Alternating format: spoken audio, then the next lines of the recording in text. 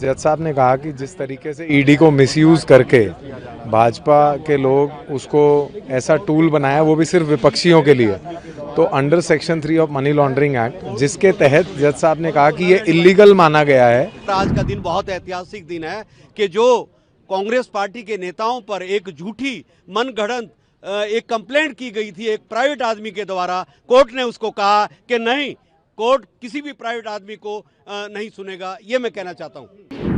Court ने संज्ञान नहीं लिया क्योंकि कोई एफआईआर नहीं थी। हाँ, मेन बात यही है। बाकी बातें बाद में कि ईडी चाहे तो अपनी जांच को आगे कंटिन्यू कर सकती है। ईडी चाहे तो अपनी जांच कंटिन्यू कर सकती है, ईडी चाहे तो अपनी एफआईआर रजिस्टर कर सकती है। जी, जज साहब ने कहा कि जिस तरीके से ईडी को मिसयूज करके भाजपा के लोग उसको ऐसा टूल बनाया, वो भी सिर्फ विपक्षियों के लिए, तो under section 3 of money laundering act, जिसके तहत जज साहब ने कहा कि ये इलीगल माना गया है कि किसी प्राइवेट कंप्लेनेंट के बिहाफ पर हम कोर्ट में ट्रायल नहीं चला सकते।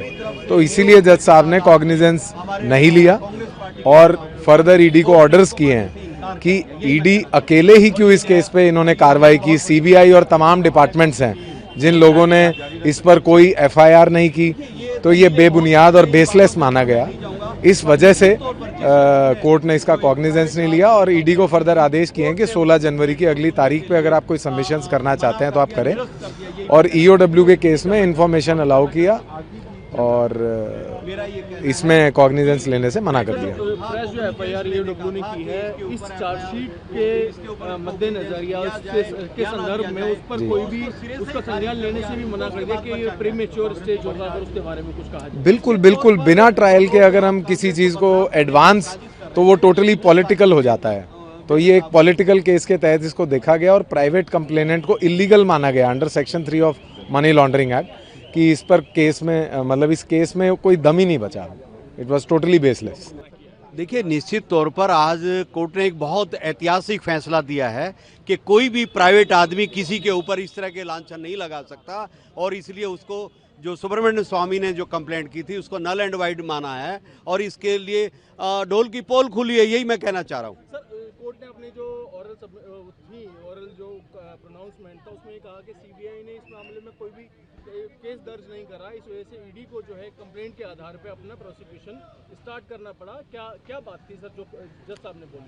देखिए, बहुत सारी दलीलें होती हैं, मैं दलीलों पे नहीं जाऊंगा, पर आज का दिन बहुत ऐतिहासिक दिन है कि जो कांग्रेस पार्टी के नेताओं पर एक झूठी मनगढ़ंत एक कंप्लेंट की गई थी एक प्राइवेट आदमी के द्वारा, कोर्ट ने उसको कहा कि नहीं, कोर्ट किसी भी प्राइवेट आदमी को नहीं सुनेगा। ये मैं कहना चाहता हूँ। तो सर, अभी क्या जांच का जो दायरा है या जो स्कोप है ईडी के लिए कोर्ट ने खुला रखा है?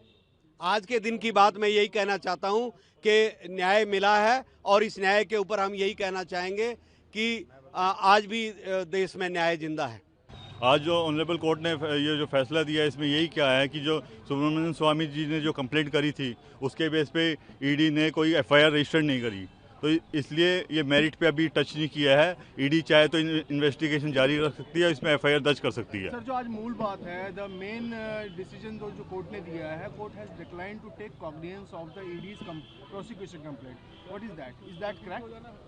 मेन यही है, जो कंप्लेंट का जो स्वामी जी ने जो दी थी उसको मद्देनजर रखते हुए अगर ये ईडी अगर एफआईआर दर्ज करती तो आज ये डिक्लाइन नहीं होता। संज्ञान लिया या नहीं लिया?